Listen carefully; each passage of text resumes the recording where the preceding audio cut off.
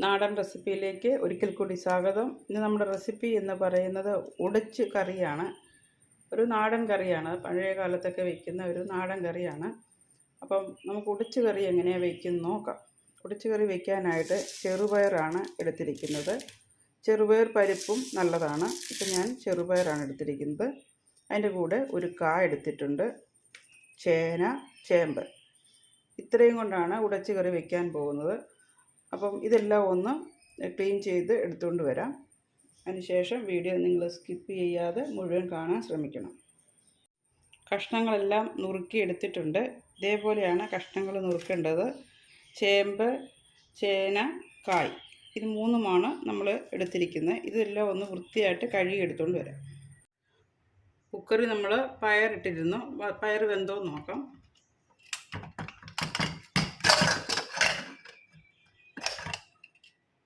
പയർ 3/4 ഭാഗം വേവായിട്ടുണ്ട്. അപ്പോൾ ആ വെന്ത പയറിലേക്കാണ് നമ്മൾ ഈ അരിഞ്ഞു വെച്ചിരിക്കുന്ന കഷ്ണങ്ങൾ ഇട്ട് കൊടുക്കുന്നത്. കഷ്ണങ്ങളെല്ലാം മുഴുവനായിട്ട് ഇട്ട് കൊടുക്കാം. കഷ്ണങ്ങളെല്ലാം ഇട്ട് കൊടുത്തിട്ടുണ്ട്. ഇതിലേക്ക് ലേശം ഉപ്പിട്ട് കൊടുക്കുക. പിന്നെ കുറച്ച് മഞ്ഞൾപ്പൊടിയും കൂടി ഇട്ട് കൊടുക്കുക. കുറച്ച് വെള്ളം കൂടി ഒഴിച്ചു കൊടുക്കാം. വെള്ളം ഒരുപാട് വേണ്ട. ചേമ്പിലും കായിലും ചേനയിലൊക്കെ വെള്ളം ഉള്ളതുകൊണ്ട് ലേശം വെള്ളം മതി. പയറിലും കുറച്ച് വെള്ളമുണ്ട്. അപ്പോൾ എല്ലാം കൂടി ആകുമ്പോൾ കറക്റ്റായിരിക്കും. ഇപ്പം നമുക്കിത് കുക്കറിൻ്റെ അടപ്പിട്ടൊന്ന് അടച്ചു കൊടുക്കാം. ഇനി നമുക്ക് തീ കത്തിച്ചു കൊടുക്കാം. ഇത് വേകാനുള്ള സമയമാണ്. കുറച്ച് സമയം കഴിഞ്ഞിട്ട് നമുക്ക് കുക്കർ ഓഫ് ചെയ്യാം. ഇനി അരപ്പ് റെഡിയാക്കുന്നത് എങ്ങനെയാണെന്ന് നോക്കാം. അരപ്പ് റെഡിയാക്കാൻ വേണ്ടിയിട്ട് ഒരു ജാർ എടുത്തിട്ടുണ്ട്.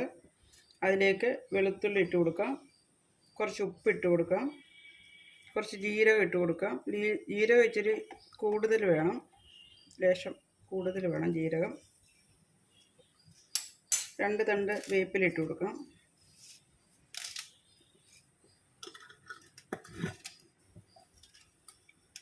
കുറച്ച് തേങ്ങ ചിരകിയതിട്ട് കൊടുക്കാം.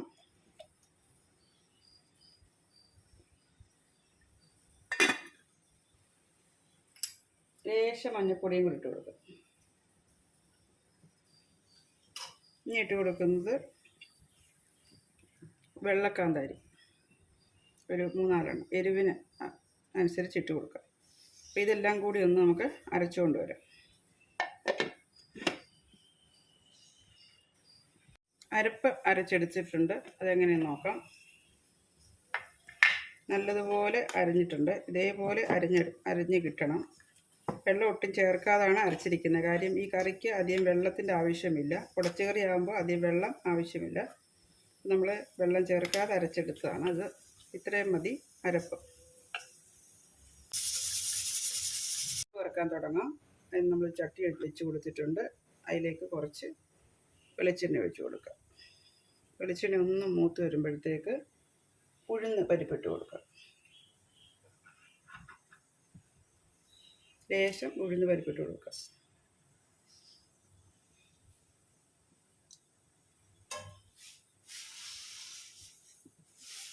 കുറച്ച് കടുകും കൂടി ഇട്ട് കൊടുക്കാം.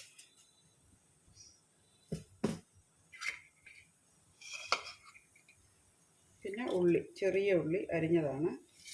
വറ്റൽമുളക് ചെറുതായിട്ട് അരിഞ്ഞെടുത്തതാണ്. എല്ലാം കൂടി ഒന്ന് ഇളക്കി കൊടുക്കാം. കടുകും ഉഴുന്നും എല്ലാം മൂത്ത് വന്നിട്ടുണ്ട്. ഇനി നമുക്കിതൊന്ന് മാറ്റി വയ്ക്കാം. കുക്കർ എടുത്ത് വെച്ചു. കുക്കറിൽ ഇതൊന്ന് മാറ്റി നോക്കാം.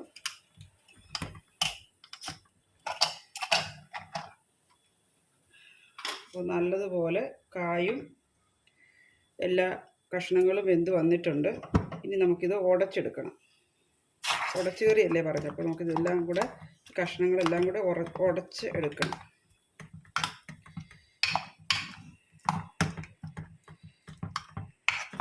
നല്ലതുപോലെ എല്ലാം കൂടി ഉടച്ച് എടുക്കണം.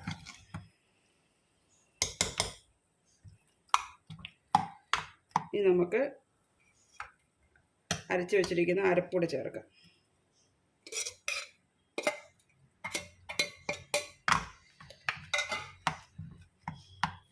അരപ്പും അതിൻ്റെ കൂടെ കുറച്ച് വേപ്പിലയും കൂടെ ഇട്ട് കൊടുക്കാം. 2 തണ്ട് വേപ്പില ഇട്ട് കൊടുത്തിട്ടുണ്ട്. എല്ലാം കൂടി ഒന്നുകൂടെ ഒന്ന് ഇളക്കി യോജിപ്പിക്കാം.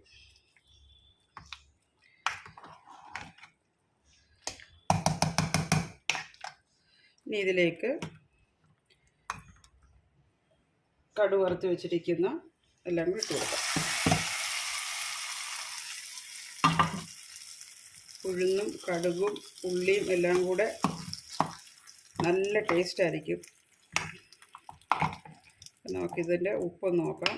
എല്ലാം കൂടെ ഇളക്കി യോജിപ്പിച്ചു. ഇനി നമുക്ക് വേണ്ടത് ഇതിൽ ഉപ്പൊന്ന് നോക്കാനാണ്.